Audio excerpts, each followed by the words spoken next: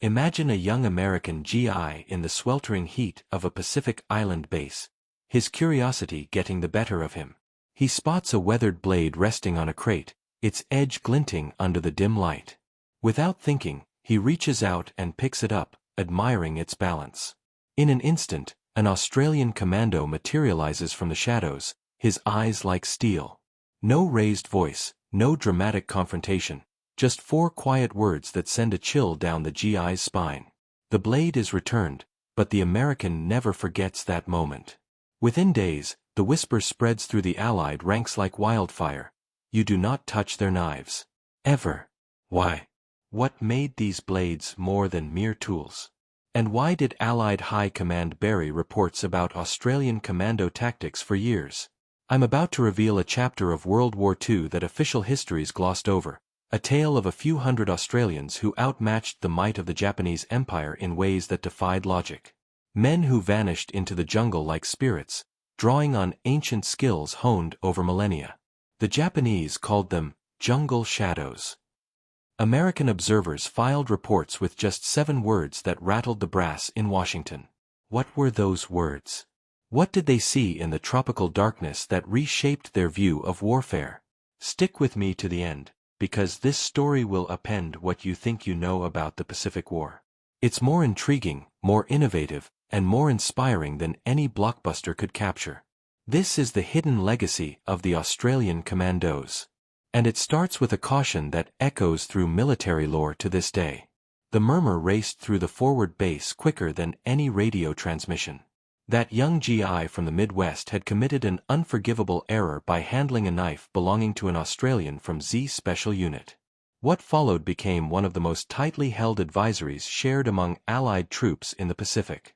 The Australian didn't escalate. He simply emerged silently, laid a firm hand on the American's shoulder, and uttered those 4 words that lingered in the minds of all who heard the tale repeated. The knife was back in its sheath, but the incident sparked a chain of unspoken rules. By week's end, every Allied soldier at that outpost knew the unbreakable truth: you do not touch their knives. This wasn't idle folklore or camp bravado. It was the first inkling most outsiders had of a warfare style that seemed drawn from another era, perhaps another world altogether. The Australian Commandos followed principles that appeared archaic yet proved devastatingly effective, and their shadowy patrols would compel Allied leaders to face realities they'd rather keep under wraps. Even now, some files remain sealed. The year was 1942. Japanese forces had swept across the Pacific like a tsunami, conquering vast territories with ruthless efficiency. The Allies were reeling, their conventional armies struggling against an enemy adept at island hopping and fortified defenses. American troops, backed by industrial might, poured in with tanks, bombers, and battleships that could reshape landscapes. Yet, in the dense archipelagos of Southeast Asia, places like Borneo, Timor, and New Guinea, a cadre of under 500 Australians was accomplishing feats that baffled military analysts.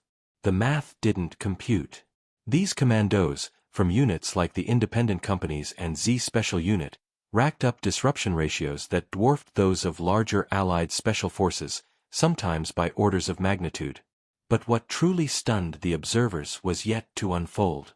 Skeptical at first, American and British commanders dispatched teams to verify the claims.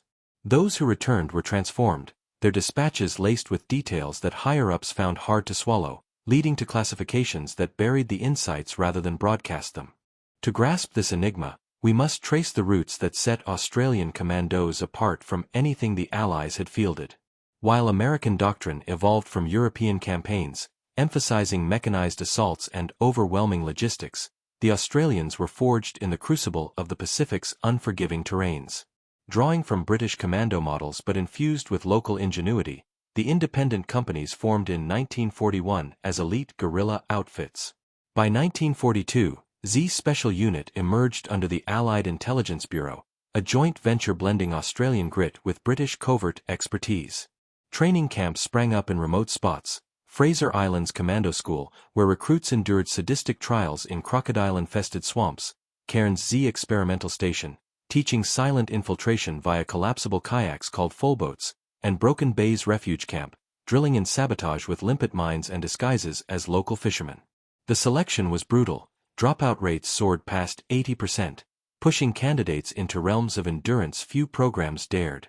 Survivors emerged with abilities that bordered on the superhuman, remaining statue still for days in leech-ridden undergrowth, navigating starless nights by instinct alone, detecting enemy patrols through subtle shifts in bird calls or humidity. This wasn't hyperbole, it was doctrine refined through necessity. Australian Commandos didn't battle the jungle, they merged with it. Unlike Allied forces that hacked through vegetation with machetes and machinery, these men learned to flow like water, leaving no trace. Their patrols could cover dozens of kilometers undetected, sustaining on rationed supplies and foraged edibles. Crucially, they integrated indigenous knowledge that no Western manual could replicate. Aboriginal trackers, drawn from Australia's ancient lineages spanning 60,000 years, brought unparalleled skills to the fore. A snapped twig revealed not just passage but the intruder's weight, speed, and even fatigue level. They sensed water sources miles away, read weather patterns in leaf rustles, and tracked foes through monsoonal rains that erased all signs for others. Initially met with doubt by Allied officers, these capabilities proved invaluable. In Northern Australia's surveillance ops with the North Australia Observer Unit, nicknamed the Nakaroos, Aboriginal guides enabled patrols to monitor vast coastlines, spotting Japanese incursions where radar failed. Extended to Pacific theaters, this fusion amplified commando effectiveness, turning hunts into precision arts. The blend of commando discipline and indigenous insight birthed something the Japanese hadn't anticipated. For the first time, Imperial forces were outmaneuvered in terrains they claimed mastery over. Reports from captured documents painted a picture of mounting dread, patrols evaporating without explanation, supply depots vanishing overnight, command posts disrupted with eerie accuracy. The Commandos' night operations redefined stealth, favoring patience over firepower. A typical raid might span weeks, silent observation from hidden vantage points, mapping every guard shift and pathway until prediction bordered on prescience. Approaches crawled inch by inch, breaths synced to wind whispers, movements masked by nocturnal critter sounds. The Japanese dubbed them jungle shadows for their ghostly elusiveness, a term that sowed paranoia through enemy ranks. What unfolded at targets varied by objective, but hallmarks endured: swift, silent execution with tools demanding intimate proximity. Firearms were last resorts. Noise betrayed presence. Instead, they wielded custom blades, extensions of their bearers, often modified from bush knives or influenced by Aboriginal designs. These weren't factory issue, each was personalized through field trials, sharpened to razor keenness. They symbolized more than utility, a bond with the land, a testament to survival's edge. Touching one wasn't just rude, it trespassed on something profound, a relic of experiences etched in steel. The first in-depth Allied scrutiny of an Australian commando op came in late 1943, amid the pushback against Japanese holdings. A joint American-British team embedded for what was billed as tactical exchange but aimed to decode the Australians' improbable success. The observers, seasoned from Ranger and SAS backgrounds, thought they'd seen it all. The target, a Japanese supply hub on a Borneo islet, guarded by 20 to 30 troops. Conventional wisdom called for aerial bombardment or amphibious assault. The Australians chose subtlety, an approach that would force the team to rethink warfare's fundamentals. The patrol departed under cover of a moonless night, 8 Australians gliding into the mangroves in 2 folded kayaks they'd paddled silently from a hidden inlet. The American observers followed in a separate craft, hearts pounding from the sheer audacity of the plan. No air support. No artillery backup. No radios crackling with updates. Just men, darkness, and blades. For the first 3 days they moved only at night, covering ground so slowly it felt like standing still. During daylight they melted into the undergrowth, bodies wrapped in camouflage netting woven with local vines, faces smeared with mud and crushed leaves until they resembled nothing more than rotting logs half buried in the forest floor. The observers quickly learned why speaking was forbidden. Even a whisper carried farther than one imagined in the heavy, humid air. Communication happened through touches on the wrist, taps on the shoulder, subtle shifts of weight. One wrong sound and the entire patrol could be compromised. On the 4th night they reached the final staging point, a low ridge overlooking the Japanese supply depot. From there the Australians began the longest phase, pure observation. 4 full days and nights they lay motionless, cataloguing every detail. They noted the exact time sentries changed, which soldiers smoked and when, which paths carried the heaviest foot traffic, even the rhythm of the cooking fires. One observer later wrote that the patience required felt almost inhuman. American training stressed decisive action. This was the opposite, deliberate, glacial, scientific. By the 8th night the picture was complete. The depot housed approximately 25 Japanese troops plus a handful of local laborers. 2 machine gun nests guarded the main approach. A small pier allowed nightly barge deliveries.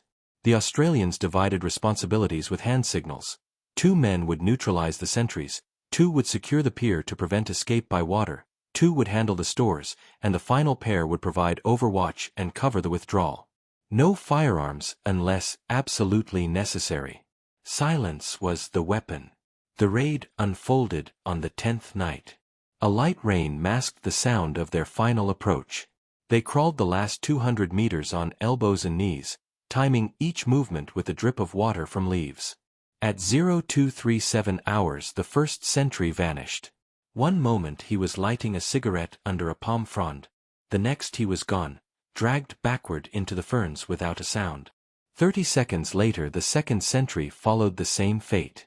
The machine gun posts were taken simultaneously. Quick, precise applications of pressure to the neck followed by controlled lowering of the bodies so they slumped naturally against the sandbags. Inside the camp, the Australians moved like shadows among sleeping men. They slit canvas to access crates, removed fuses from artillery shells, collected coded documents and maps, then placed small timed incendiaries set to ignite hours later. Every action was rehearsed in silence during the observation phase. No panic, no haste. When one Japanese soldier stirred in his sleep, the nearest commando simply placed a gloved hand over his mouth and ended the threat with a single, practiced motion. The entire operation inside the perimeter lasted 11 minutes. As they exfiltrated, the rain intensified, washing away footprints and blood trails. They paddled back through the mangroves, reaching their hidden boats just before first light. By mid-morning they were miles away, eating cold rations and cleaning weapons as though nothing extraordinary had happened. The depot would burn at dawn, sending up a plume visible for 30 kilometers, but by then the patrol would be deep in the jungle, already planning the next target. The American observers were speechless for hours. When they finally filed their report, the senior officer summed up the mission in 7 words that would echo through classified briefings for years: "They do not fight like us." Those 7 words carried an admission few in Washington wanted to hear. The Australians had achieved total surprise, complete destruction of material, elimination of the garrison, and 0 friendly casualties, using nothing more than stealth, steel, and an intimate knowledge of the environment. Word of such operations spread slowly through Allied ranks, often in the form of half-told stories around campfires. A Marine would mention a patrol that disappeared for weeks and returned with Japanese paybooks and samurai swords as trophies. A pilot would report spotting no enemy activity in a sector the Australians had visited. Gradually the reputation grew. Japanese radio intercepts began referring to the raiders as Kage no Senshi, warriors of shadow. Orders circulated among imperial units to double sentries and avoid sleeping in open camps whenever Australian presence was suspected. Fear became a force multiplier no bomb could match. Yet the knives remained the most potent symbol. Each commando carried at least 1 custom blade, some Fairbairn Sykes patterns smuggled from Britain and modified with longer, heavier blades suited to jungle work, others forged locally from truck springs or salvaged steel, handles wrapped in sharkskin or kangaroo hide for grip in wet conditions. A few incorporated features drawn from traditional Aboriginal tools, hooked tips for better control during close work, serrated edges for cutting through vines or rope silently. These were not issued weapons. They were personal. Men spent hours honing them, oiling them, testing balance until the knife felt like an extension of the arm. Some etched small tally marks near the guard, quiet records of lives taken in the dark. The taboo against touching them stemmed from more than etiquette.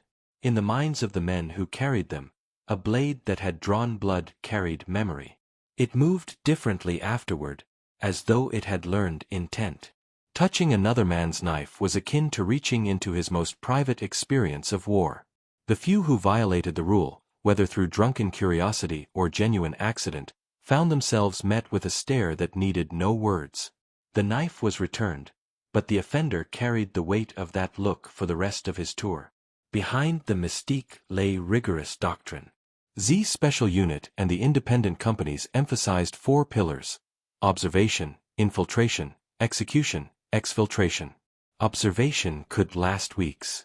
Infiltration demanded movement so slow it tested sanity. Execution relied on shock and silence rather than volume.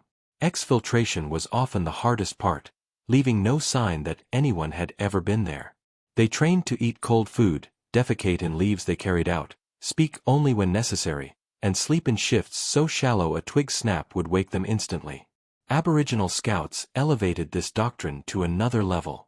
Men like Paddy Compass, a Yolngu tracker attached to several Z-unit missions, could follow a trail across tidal mudflats where water had risen and fallen twice since the enemy passed.